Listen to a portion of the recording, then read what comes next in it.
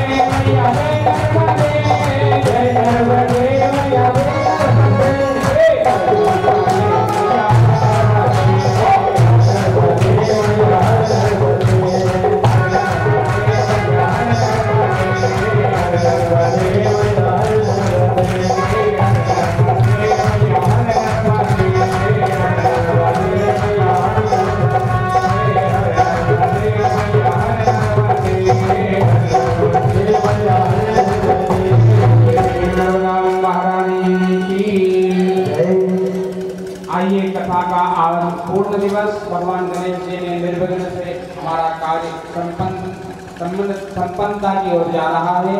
भगवान गणेश जी को बार बार प्रणाम। माँ शारदा के चरणों में कोटि कोटि वंदन प्रणाम। सतगुरुदेव भगवान के चरणों में कोटि कोटि वंदन प्रणाम। अंजनी लाल हनुमान राम दरबार सांब सदाशिव भगवान के चरणों में कोटि कोटि वंदन प्रणाम। अखंड ब्रह्मांड नायक करुणा वर्णालय सभी भक्तों के हृदय में निवास करने वाले श्री राधा कृष्ण के युगल चरणों में कोटि कोटि वंदन प्रणाम। पधारे हुए सभी भक्त वृंद जो ग्राम लौरास के आसपास से जो भी पधारे हैं सभी को जय श्री कृष्ण राधे राधे। भक्तिमयी माताएं सभी को राधे राधे जय श्री कृष्ण। विप्र देवता राम मंदिर के पुजारी हमारे नवीन भैया, गोविंद भैया, राहुल भैया, प्रफुल्ल भैया और भी जितने विप्र देवता है सभी को राधे राधे। संगीत कलाकार हमारे तीनों भैया जय श्री कृष्ण। माखन भैया, साउंड वाले भैया आपको भी राधे राधे। गोपाल कृष्ण भगवान की जय। आइए आज कथा का सप्तम दिवस पूर्ण दिवस। आज पूर्ण फल की प्राप्ति श्रोता को हो जाती है। यम यम चिंतयते कामं तं तं प्राप्नोति निश्चितम्। आज जो कामना आपकी थी भगवान अवश्य पूरी करेंगे। आज पूर्ण दिवस है, सप्तम दिवस है। दिन भी 7 बनाए हैं। रविवार से हमारी कथा प्रारंभ हुई, शनिवार तक चली, फिर रविवार आ जाएगा। हमारे 7 दिन सुधर गए, भगवान की कृपा हो गई और आनंद से भगवान ने हमारे ऊपर कृपा करके श्रीमद् भागवत का श्रवण करवाया। ये पुण्य की बात है, बहुत कृपा है भगवान की।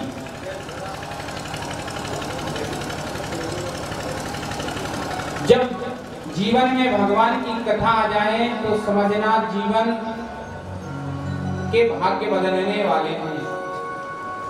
भगवान की कृपा होने वाली है, तभी भगवान की कथा प्राप्त होती है। सुखदेव जी महाराज राजा परीक्षित को गंगा के तट पर सुंदर श्रीमद् भागवत की कथा हृदयंगम करवा रहे हैं। परीक्षित के पास 7 दिन थे। आज पूर्ण दिवस 7वां दिन। परीक्षित जी प्रेम से कथा सुन रहे हैं। मृत्यु का भय परीक्षित का दूर चला गया और भगवान से इतना प्रेम हुआ। सुखदेव जी महाराज कहते हैं राजन, जिसको भगवान से प्रेम हो जाए उसका सारा भय समाप्त हो जाता है, सारा भय दूर। क्यों? भय किसे लगता है? जो भगवान से दूर है। और जो भगवान के करीब है उससे कभी भय नहीं लगता। क्यों? क्योंकि भगवान मेरे साथ है। और अगर भगवान मेरे साथ है तो फिर डरने की क्या बात है? गोविंद मेरे साथ है। सुखदेव जी महाराज कहते हैं राजन, भगवान का विवाह हुआ रुक्मिणी के साथ। नंद बाबा भी आए, यशोदा भी आई, गोप बनाए। लेकिन जब विवाह के बाद विदा करने लगे तो गोपियों ने मना कर दिया, प्रभु हम यही निवास करेंगे।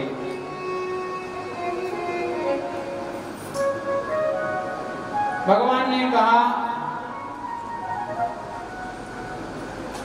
आप स्वतंत्र हो, आप चाहे जहां रह सकते हो, लेकिन आप अगर यहां द्वारिका में बस गए तो आपके प्रेम में फिर मोहित होकर जो संसार में असुर अत्याचार कर रहे हैं उनका वध ना कर पाऊंगा। गोपियों को समझाया जो समय था चला गया, अब तो मुझे असुरों का संहार करना है और इस पृथ्वी पर धर्म की स्थापना करना है। धर्म संस्थाप नाथाय संभवामि युगे युगे। धर्म की स्थापना के लिए मेरा जन्म हुआ है।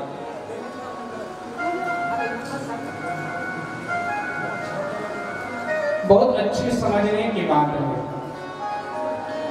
भगवान आए स्वतंत्र थे, भगवान चाहते तो खूब गोपियों के साथ आनंद से माखन खाते, आनंद से समय व्यतीत करते, लेकिन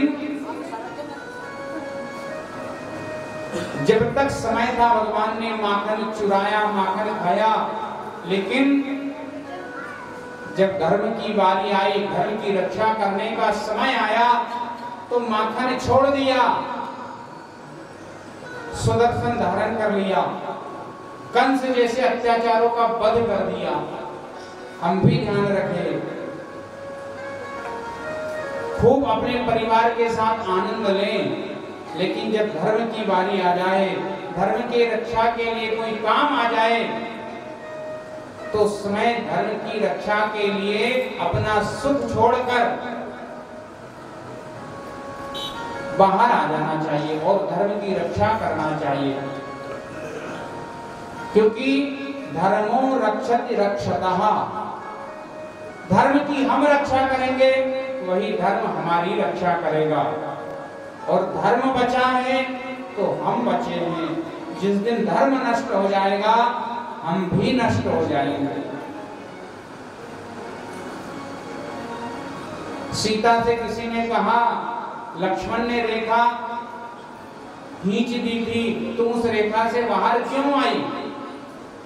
सीता ने कहा, हमारे कुल का धर्म है कि संत बनकर भिक्षा के लिए कोई आ जाए तो उसे खाली नहीं जाने देते, इसलिए मैंने अपना धर्म निभाया। मैंने रेखा पार करके अपना धर्म निभाकर एक संत को भिक्षा दी। किसी ने पूछा, तुम्हारी रक्षा कौन करेगा?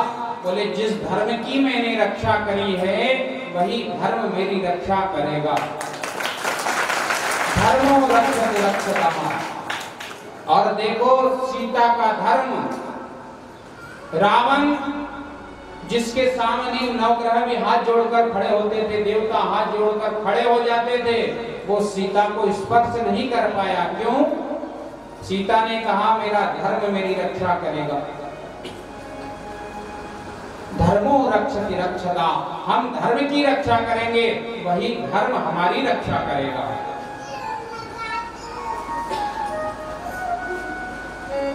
सुखदेव जी महाराज कहते हैं, राजन, गोपियों को भगवान ने विदा किया। कुछ दूर जाकर गोपियों ने कहा, प्रभु हम आपके बिना नहीं रह सकती। एक तालाब था जिसमें डूबकर अपने प्राण पखेरु भगवान को अर्पण कर दिए। गोपी तालाब बन गया। हम देखते हैं वृंदावन से गोपी चंदन लाते हैं, वह गोपी चंदन उसी मिट्टी उसी तालाब का निकलता है जहां गोपियों ने अपने भगवान के विरह में प्राण त्याग दिए, शरीर छोड़ दिया। भगवान के 16,108 विवाह हुए, 8 विवाह भगवान के एक एक हुए। एक बार राजा सत्राजीत, जिसके गले में समंतक मणि डली हुई, भगवान की सभा में पहुंच गया। लोगों ने दूर से देखा तो कहा सूर्य आ रहा है, लेकिन जब सत्राजीत को देखा, पता चला ये तो सूर्य ने प्रसन्न होकर सत्राजीत को समंतक मणि दी। सूर्य की उपासना हर मनुष्य को करना चाहिए। साक्षात देवता है, आपको दर्शन देते हैं, और देवता की तो तपस्या करोगे तो प्रसन्न होने के बाद दर्शन देंगे, लेकिन सूर्य नारायण भगवान तो आपको प्रातः ही दर्शन देते हैं।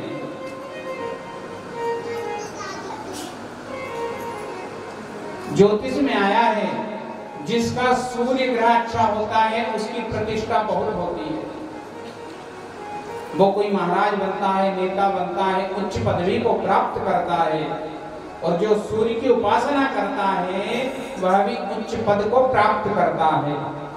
आपको सम्मान चाहिए तो सूर्य नारायण भगवान की आराधना प्रारंभ कर देना, आप सम्मानित हो जाओगे। सत्राजित का बहुत सम्मान हुआ क्योंकि सूर्य के उपासक थे। मणि गले में डली हुई, सभासदों ने कहा ये मणि भगवान के गले में डाल दो क्योंकि यहाँ के राजा श्री कृष्णचंद्र है। सत्राजित कुछ बोला नहीं। ये कथा जरूर ध्यान से सुनना, समय तो कम है पर हम इसलिए सुना रहे हैं, आया है कि अगर किसी के ऊपर झूठा कलंक लग जाए तो वह इस कथा को सुन ले तो वो कलंक दूर हो जाता है, और जो इस कथा को सुन लेता है उस पर कभी कोई झूठा कलंक नहीं लगता। गणेश चतुर्थी आती है ना, जिसको क्या बोलते हैं, दगड़ा चतुर्थी भी बोलते हैं बहुत जगह। गणेश चतुर्थी, दगड़ा चतुर्थी, गणेश उत्सव जिस दिन से प्रारंभ होता है गणेश चतुर्थी के दिन से, उस दिन कोई चंद्र देख ले तो उसको अवश्य कोई ना कोई कलंक लगता है। चतुर्थी के दिन जिस दिन गणेश जी बैठाते हैं, क्यों लगता है? गणेश जी ने चंद्रमा को श्राप दे दिया।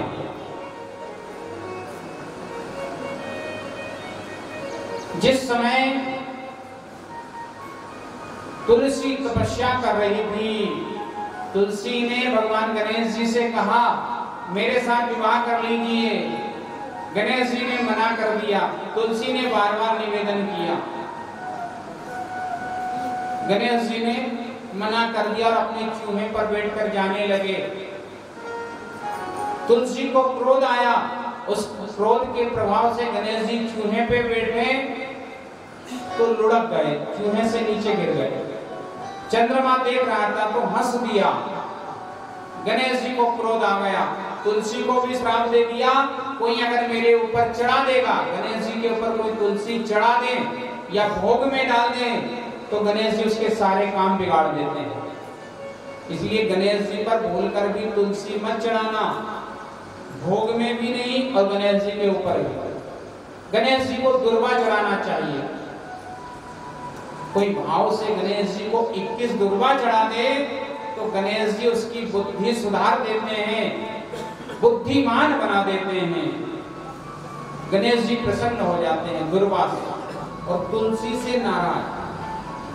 चंद्रमा आती है तो चंद्रमा को श्राप दे दिया, मेरे जन्म के दिन जो तुझे देख लेगा उसे कलंक लगेगा, झूठा कलंक।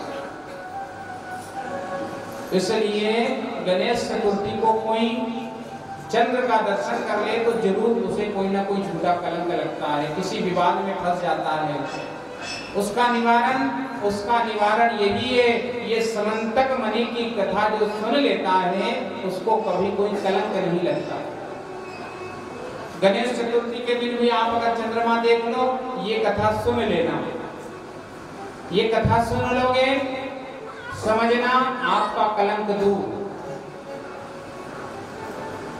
हमारे माखन भैया के YouTube में ये डली रहेगी, आप कभी भी इसको सुन लेना अगर चंद्र दर्शन हो जाए गणेश चतुर्थी के दिन। ये समंतक मणि की कथा कलंक को दूर कर देती है। भगवान कृष्ण को देने के लिए कहा तो सत्राजित अपने घर आ गया।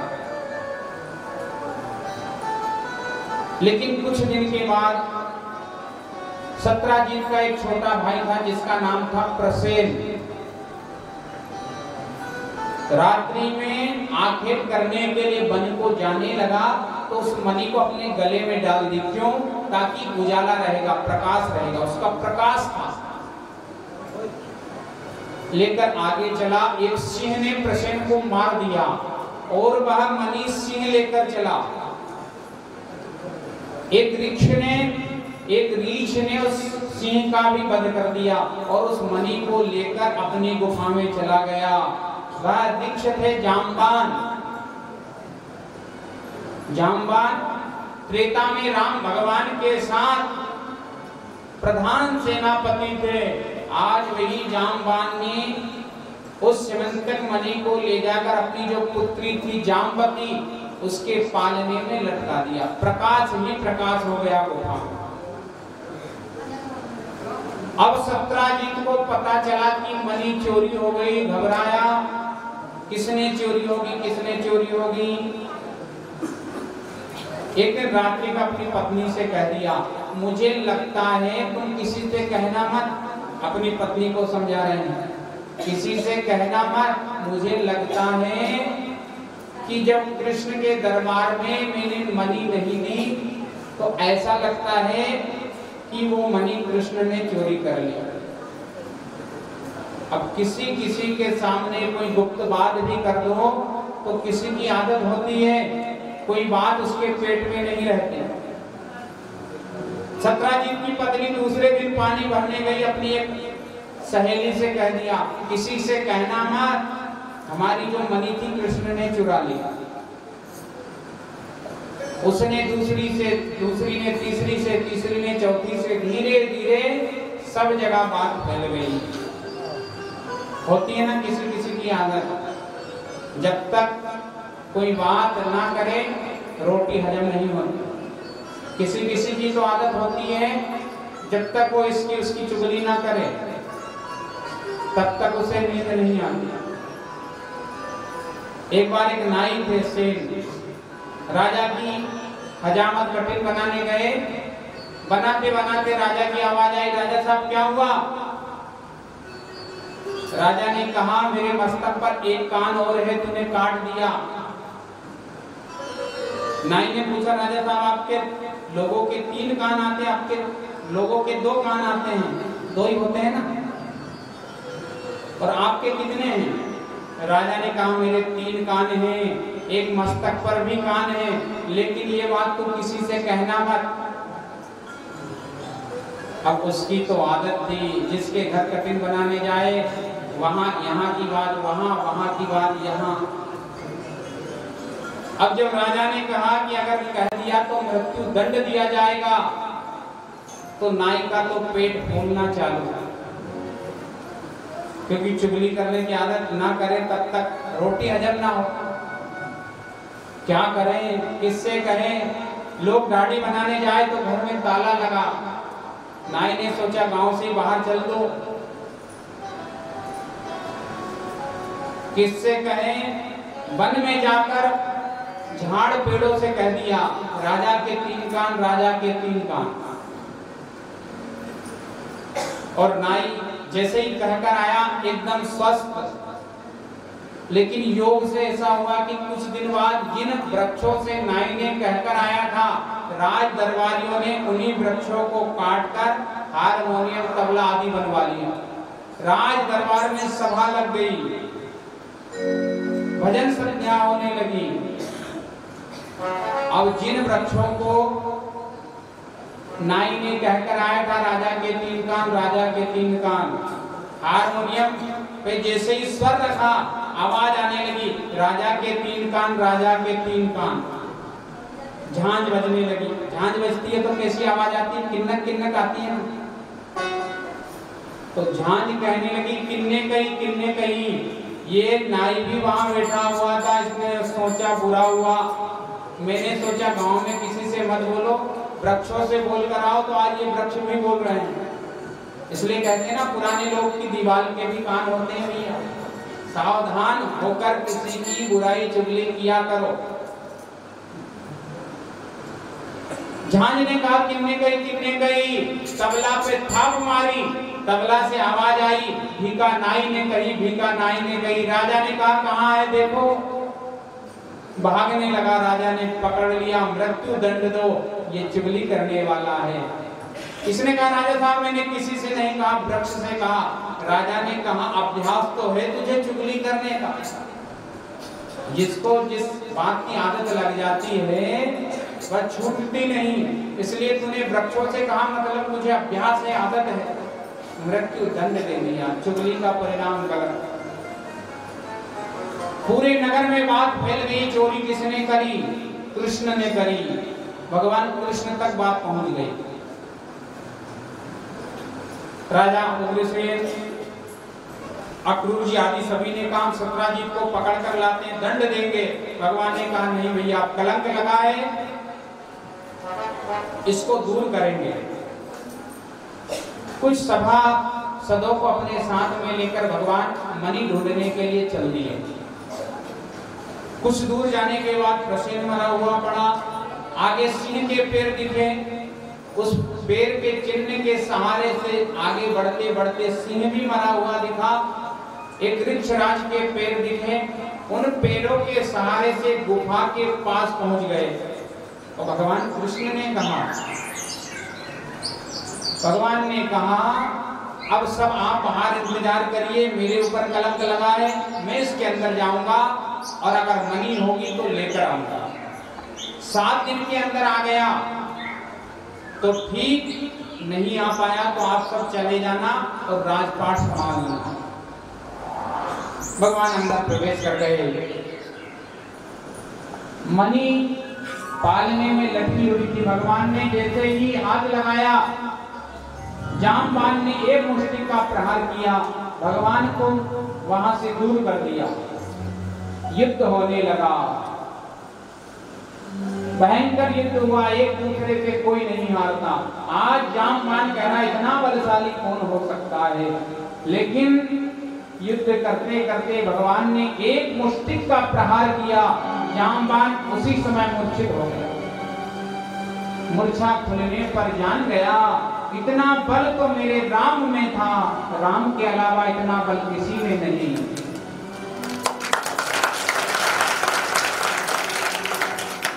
याद आ गई आज एक बात जामवान को, जिस समय रावण और राम का युद्ध चल रहा था तो जामवान राम भगवान की ओर थे, लेकिन युद्ध करते करते जामवान जब राम भगवान की भुजा को देखे तो विचार करे भगवान में कितना बल है। अगर मैं शत्रु पक्ष की ओर होता तो भगवान के बल को पहचानता कितना बल है। तो भगवान तो अंतर्यामी, राम भगवान ने उसी समय आशीर्वाद दे दिया था, अभी तो मेरी पक्ष में हो, लेकिन ऐसा समय भी आएगा मेरा कितना बल है परखने का तुम्हें अवसर दिया जाएगा। आज भगवान ने वह बल जामवान को बता दिया। जामवान समझ गया, चरणों में गिर गया, आप मेरे राम हो। भगवान मुस्कुरा दिए, ऐसे नहीं प्रभु, आपको वही रूप में दर्शन देना पड़ेगा। तो भगवान कृष्ण ने कि चित मुरली चित चंद्रिका चित गोपियन को साथ अपने जन के कारणे श्री कृष्ण भये रघुनाथ। चित मुरली चित चंद्रिका चित गोपियन को साथ अपने जन के कारणे श्री कृष्ण भये रघुनाथ।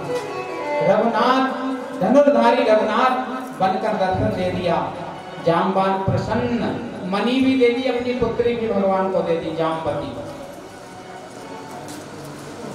सत्यजीत को मणि दी, बड़ी शर्म आई, झूठा कलंक लगाया था, अपनी कन्या का विवाह कर दिया, मणि देने लगे। भगवान ने मना कर दिया, भैया मणि मत दो। बड़ा अनुनय भी नहीं किया, तो कहा जितना इसमें से धन निकलता है वो दे देना, मणि तुम्हारे पास रखो।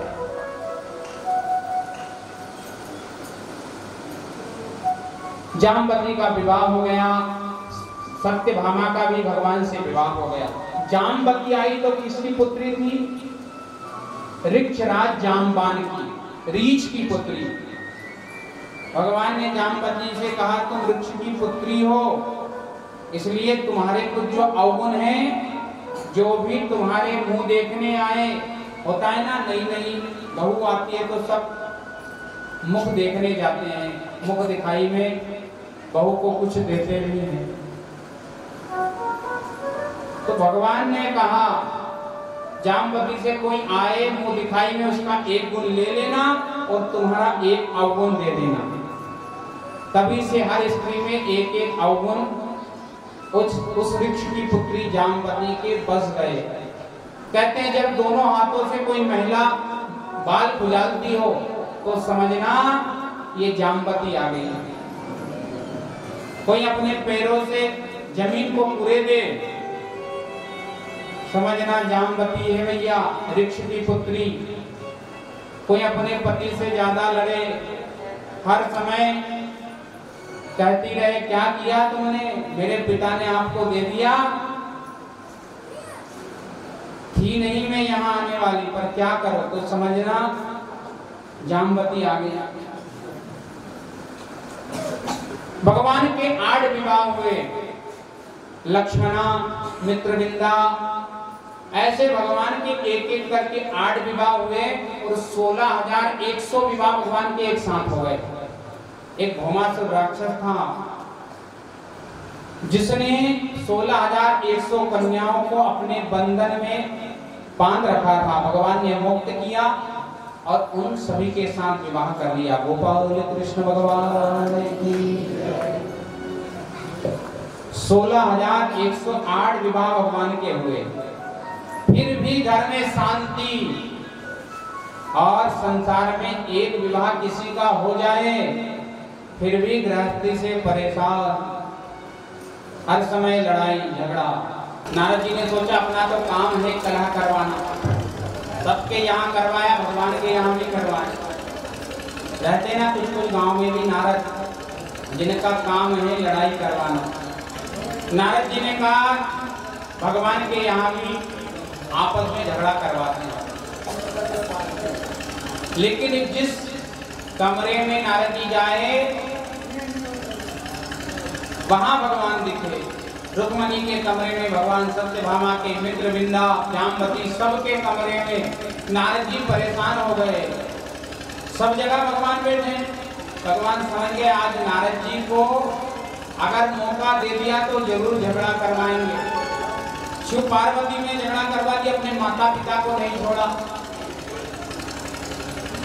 भगवान हर जगह दिखे।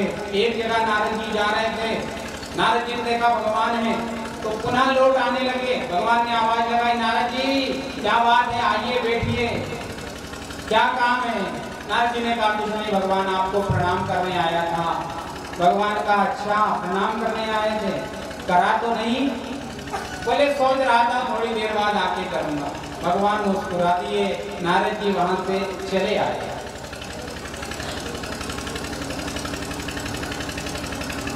भगवान अपने गृहस्थ जीवन को सुचारू रूप से चलाते हैं। सुखदेव जी महाराज कहते हैं मनुष्य को चाहिए गृहस्थ जीवन में प्रवेश करने के बाद पति पत्नी को चाहिए दोनों गाड़ी के 2 पहिए के समान हैं। गाड़ी कब चलेगी? जब दोनों पहिए ठीक से चलेंगे, बराबर चलेंगे, गाड़ी बढ़िया चलती रहेगी। एक भी खराब हो गया तो गाड़ी चलना बंद। ये जीवन की गाड़ी चलाना है तो आपसी समझौता करते हुए और प्रेम से अपने गृहस्थ जीवन का निर्वाह करना चाहिए। सुखदेव जी महाराज कहते हैं राजन, भगवान कृष्ण अपने गृहस्थ जीवन में आनंद से समय व्यतीत कर रहे हैं। एक दिन रुक्मणी ने भोजन की थाल लाई, भगवान ने दूर कर दिया। रुक्मणी आज मुझे भोजन नहीं करना। क्यों प्रभु? रुक्मणी आज भूख नहीं है। भूख क्यों नहीं है प्रभु आपको? बोले आज एक मेरा भक्त भूखा बैठा है जिसे भोजन नहीं मिला, उससे कई महीने हो गए बिना भोजन के और मुझे याद करता है पर भोजन नहीं किया। रुक्मणी ने कहा ऐसा भक्त कौन है? आज भगवान ने इतनी सुंदर बात बताई, देवी ऐसा मेरा एक परम मित्र है जो बचपन में मेरे साथ पढ़ा, लेकिन आज संकट में घिरा हुआ है। भिक्षा मांगने जाता कोई भिक्षा नहीं देता, जिसका नाम है सुदामा। रुक्मणी ने कहा प्रभु तो उसे सब कुछ दे दो, आप तो यहाँ के राजा हो, जो चाहे वो दे सकते हो। भगवान ने कहा दे तो सकता हूं लेकिन इतना स्वाभिमानी है कि वो कुछ लेगा नहीं। सुदामा जी भगवान की भक्ति करते भिक्षा मांगने जाते। भिक्षा में कितनी जगह? केवल 5 घर, 5 से छठवा नहीं। लेकिन 5 घर में भी जब मना कर देते, सुदामा जी अपनी झोली खाली लेकर घर आ जाते। बालक दौड़ कर जाते, पिताजी ने कुछ लाए होंगे, कुछ लाए होंगे, लेकिन झोली जब टटोलते तो झोली खाली। आज बालक भी भूखे, सुशीला इंतजार करती है, पति ने कुछ लाए होंगे, पर झोली तो खाली है। एक बार क्या हुआ, एक भक्त ने कहा, पंडित जी हमारे घर कथा कर दो। पंडित जी ने कहा बिल्कुल कर देंगे भैया। जजमान ने कहा पंडित जी जीवन में कभी कथा नहीं करवाई, होती कैसी है? पंडित जी ने कहा चिंता मत करो, कैसी होती है, क्या होता है, सब मैं करवा दूंगा। तुम तो पूजन का सामान ले आना, लिस्ट बना दीजिए, ये सामान ले आना। ठीक है पंडित जी, और क्या करना पड़ेगा? बोले मैं जैसा बताऊं वैसा करना। बोले हमने कभी बाप दादा से आज तक कभी कथा नहीं करवाई। बोले ठीक, मैं जैसा बताऊं वैसे करते रहना। घर में अभी जाकर पहले पत्नी से कह देना जहां कथा होगी उतनी जगह लीप दे। जजमान ने कहा ठीक पंडित जी आप समय से आ जाना। ठीक, लिखवा दिया, सारी व्यवस्था हो गई। पंडित जी दूसरे दिन कथा के लिए पहुंच गए।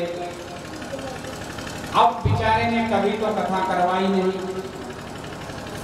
पंडित जी मंत्र बोले और मंत्र बोलते बोलते कहे जजमान भगवान के ऊपर जल चढ़ाओ। तो ये भी पंडित जी से कहे जजमान भगवान के ऊपर जल चढ़ाओ। पंडित जी ने कहा जजमान मैं तुमसे कह रहा हूँ भगवान के ऊपर दूध चढ़ाओ। ये भी कहे मैं तुमसे कह रहा हूँ भगवान के ऊपर दूध चढ़ाओ। क्यों?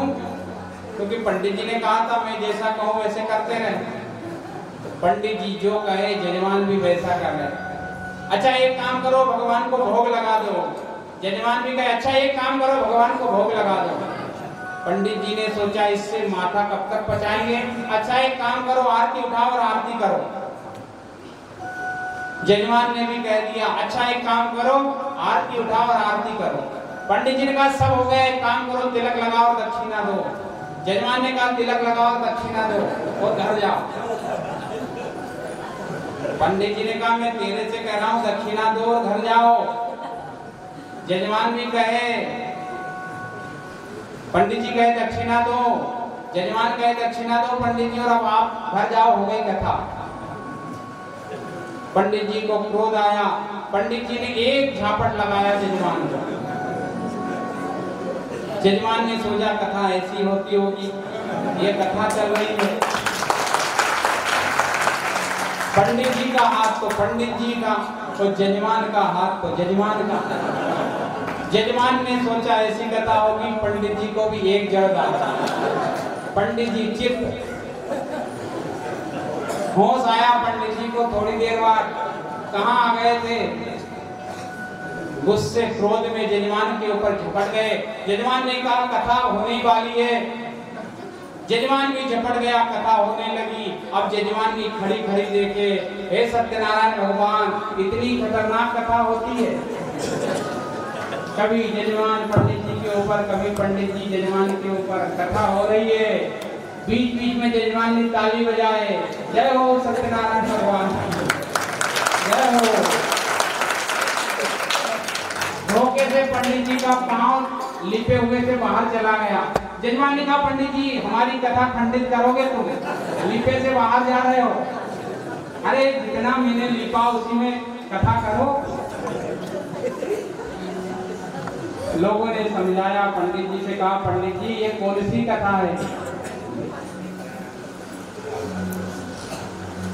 पंडित जी ने कहा भैया मैंने तो कहा था कि जल चढ़ाओ पानी चढ़ाओ, ये खुद मेरे ऊपर चढ़ गया। हाथ जोड़े पंडित जी ने। गोपाल कृष्ण भगवान की सच्चिदानंद रूपाय विश्वोत्पत्त्यादि हेतवे तापत्रय विनाशाय श्री कृष्णाय वयं नमः। भगवान कहते हैं ऐसा मेरा भक्त है जो रात दिन भूखा प्यासा मेरी भक्ति कर रहा। बहुत सारे लोग कहते हैं सुदामा ने भगवान कृष्ण के भाग्य का खा लिया, इसलिए दरिद्रता आ गई। सत्यता ये नहीं है। सुदामा जी ब्राह्मण थे और ज्योतिष को जानने वाले थे, बहुत मर्मज्ञ पंडित थे, विद्वान थे। जिस समय सांदीपनी मुनि की पत्नी गुरु माता ने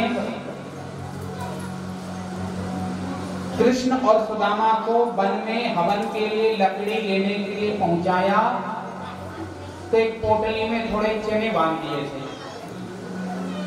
वन में गए, रात्रि में पानी आने लगा तो भगवान कृष्ण वृक्ष के ऊपर चढ़ गए। सुदामा जी दुबले पतले थे, वृक्ष पे चढ़ते नहीं बना तो नीचे बैठ गए। भूख लगी, सोचा कृष्ण हम दोनों मिलकर चने खाएंगे। पोटली खोली, पोटली खोलते ही सारे चने में जो दरिद्रता थी उसको देख ली। बड़े जानकार थे, ज्योतिष के मर्मज्ञ थे, समझ गए जो ये चने खा लेगा वह दरिद्र हो जाएगा, जो भी चने खाएगा वह दरिद्र हो जाएगा। सोचा अगर ये चने मेरे कृष्ण ने खा लिए, मेरे मित्र ने खा लिए तो दरिद्र हो जाएगा। और भगवान तो राजा बनने वाले हैं, चक्रवर्ती राजा बनेंगे, लेकिन जो चने खाएगा वो दरिद्र हो जाएगा। क्यों ना मैं अपने मित्र की दरिद्रता ले लूं। इसलिए सारे चने सुदामा ने खा लिए, सारे चने। चनों में दरिद्रता क्यों थी? एक संत महापुरुष तपस्या कर रहे थे। उन्होंने एक पोटली में चने बांधकर एक वृक्ष में लटका दिए। सोचा तपस्या पूरी होगी, तपस्या के बाद भूख लगेगी, ये चने निकालकर खा लूंगा। एक वृक्ष में लटका दिया। लेकिन जब तपस्या करने में लग गए तो एक पक्षी ने उस पोटली को निकाला और वहां से उड़कर चल दिया। और उड़ते उड़ते वह पोटली उसकी चोंच से गिर गई। कहां? सांदीपनी मुनि के आश्रम में। गुरु माता ने वही पोटली उठा ली और अपने घर में रख ली। जो संत तपस्या कर रहे थे उनकी जब निद्रा खुली, और निद्रा खुलने के बाद भूख लगी, उन्होंने चना देखा, पोटली देखी, नहीं दिखी, श्राप दे दिया, जो भी चना खाएगा वह दरिद्र हो जाएगा। आज वही चना गुरु माता ने सुदामा को दे दिया, तो सुदामा जान गए, सारे चने खा लिए, स्वयं दरिद्र हो गए। गुरु माता ने भी श्राप दे दिया, तुमने चने खाए हैं, जाओ तुम दरिद्रता को प्राप्त करोगे। सुदामा ने सब ग्रहण कर लिया। आज भगवान कृष्ण जानते हैं, वो रुक्मणी से कह रहे, रुक्मणी मुझे भूख नहीं है, आज मेरा भक्त मेरा मित्र भूखा है, जिसने मेरी दरिद्रता ले ली। आज मैं चक्रवर्ती राजा हूं, क्यों? क्योंकि मेरे मित्र ने मेरी दरिद्रता, मेरा दुख ले लिया। आज सुदामा जी बहुत दिनों से भूखे हैं, घर में भोजन नहीं, अन्न नहीं, लेकिन फिर भी अपने गोपाल की भक्ति करते हैं, भगवान को याद करते हैं, प्रार्थना करते हैं। भोग के लिए घर में कुछ नहीं तो घूमते हैं, अरे मुझे कुछ प्राप्त ना हो चलेगा, पर मेरे कन्हैया को भोग लगाने के लिए तो घर में कुछ होना चाहिए।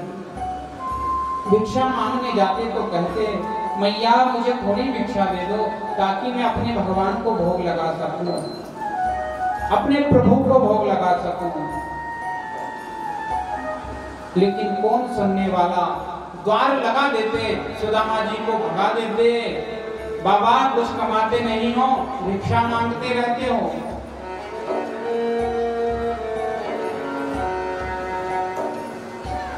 शास्त्रों में आया है, कोई हमारे द्वार पर आ जाए तो उसे खाली हाथ नहीं लौटाना चाहिए, और भगवान से प्रार्थना करना चाहिए कि साईं इतना दीजिए जामे कुटुंब समाए, मैं भी भूखा ना रहूं, कोई साधु ना भूखा जाए, मेरे घर से कोई साधु भूखा ना जाए। ऐसी प्रार्थना करना चाहिए।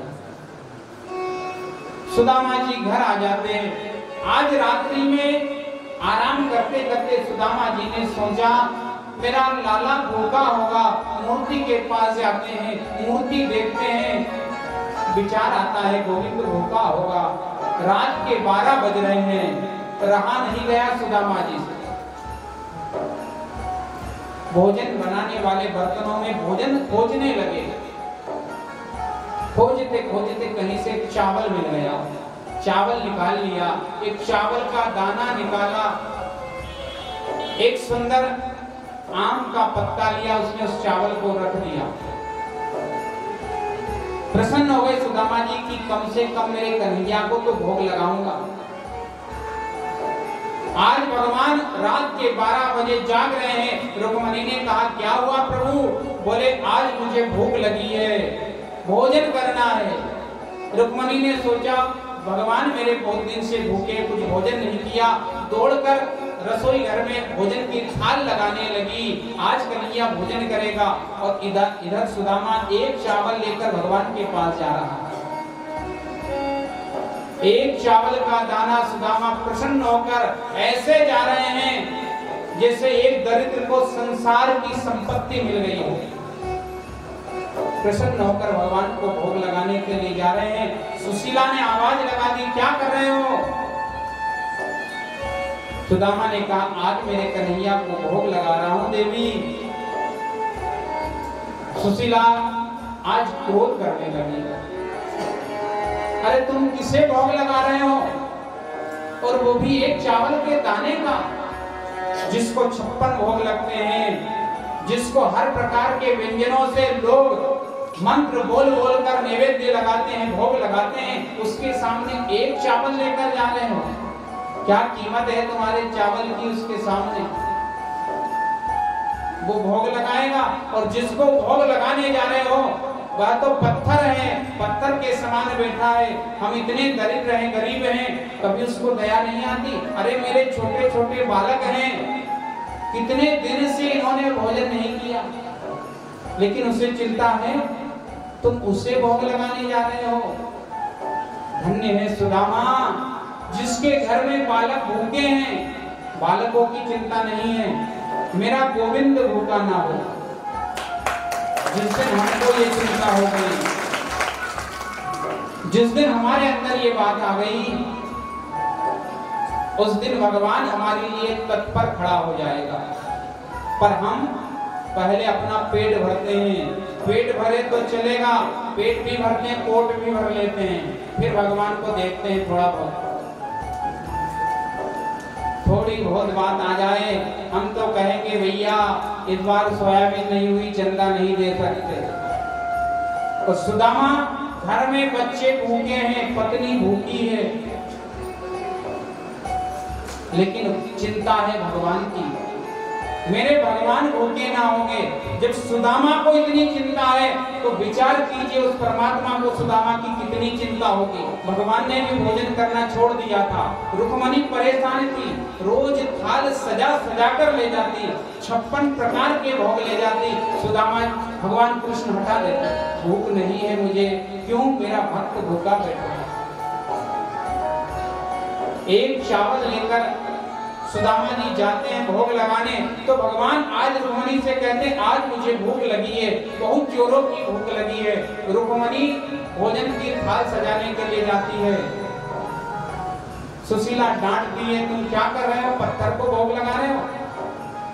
एक चावल का भोग लगाएगा वो तुम्हारा, जो कई व्यंजनों कई पदार्थों का भोग लगाता है। ऐसा मत कर सुशीला, मेरा गोविंद नाराज ना हो जाए।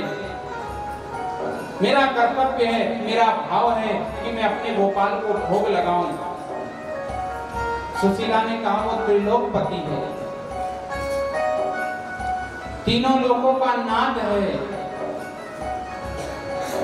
जो सबको भोजन करवाता है, जो संसार का पालनहार है, वो तुम्हारे एक चावल को क्या खाएगा? उसकी कोई कीमत नहीं तुम्हारे चावल की उसके सामने। ऐसे चावल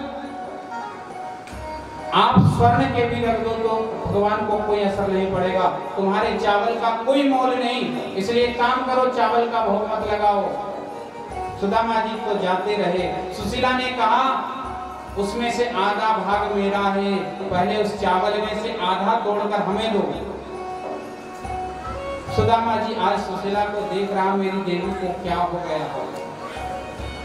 आधा चावल तोड़कर सुशीला को दे दिया, आधा चावल लेकर भगवान को भोग लगाने जा रहे हैं सुदामा जी। सामने रख दिया और सामने रखकर मंत्र बोलना प्रारंभ किया। भगवान आज प्रेम से उस सुदामा के चावल को इतने भाव से खाते हैं। सुखदेव जी महाराज कहते हैं रुक्मणी 56 प्रकार के व्यंजन बनाकर सुंदर थाल सजाकर भगवान के सामने आई, लेकिन तब तक सुदामा ने भोग लगा दिया। भगवान तृप्त हो गए, डकार आ गई भगवान।